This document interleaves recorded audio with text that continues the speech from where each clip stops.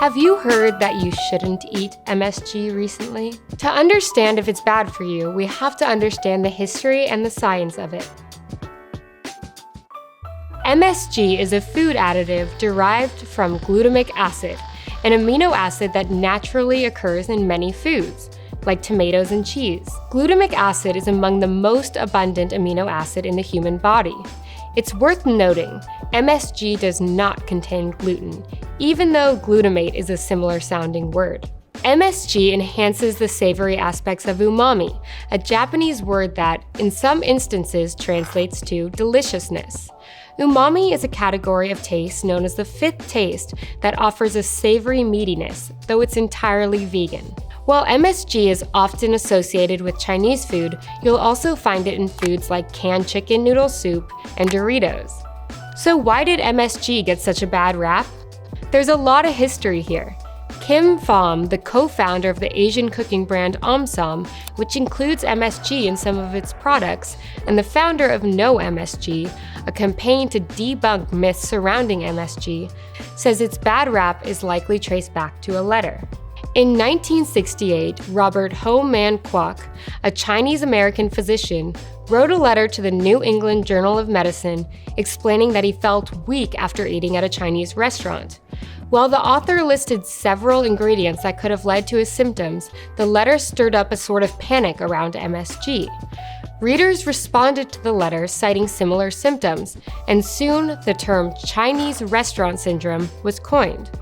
The phrase was featured in a New York Times headline 1 month after the letter was published. Over 50 years since Kwok penned his letter, 4 in 10 US consumers still say they actively avoid MSG, according to the International Food Information Council. But should they?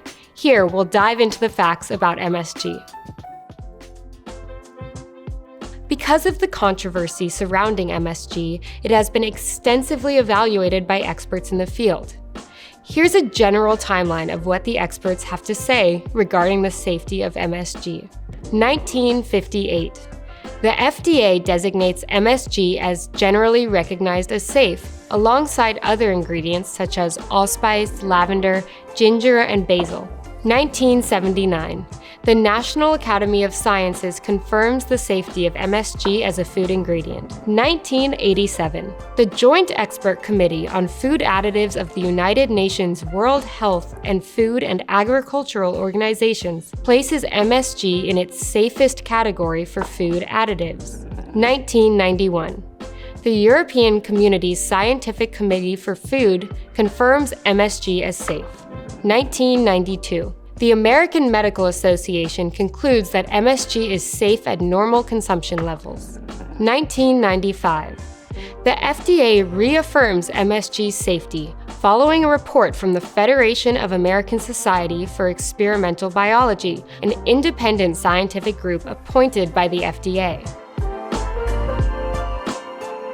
As for the science around the safety of MSG, decades of research have not found a connection between MSG and the symptoms that people associate with consuming it.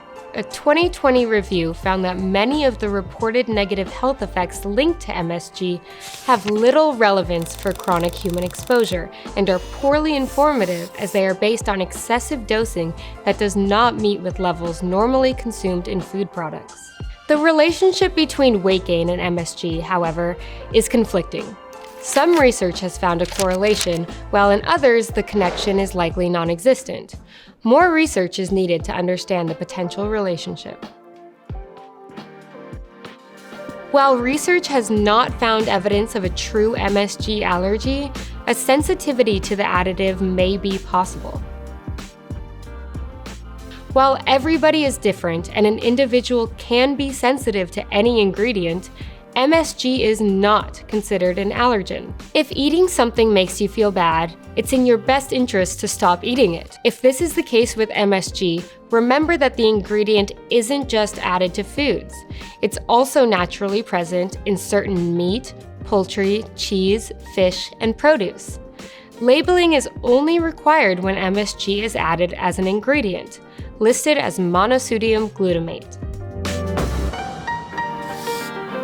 MSG is generally regarded as safe by the FDA.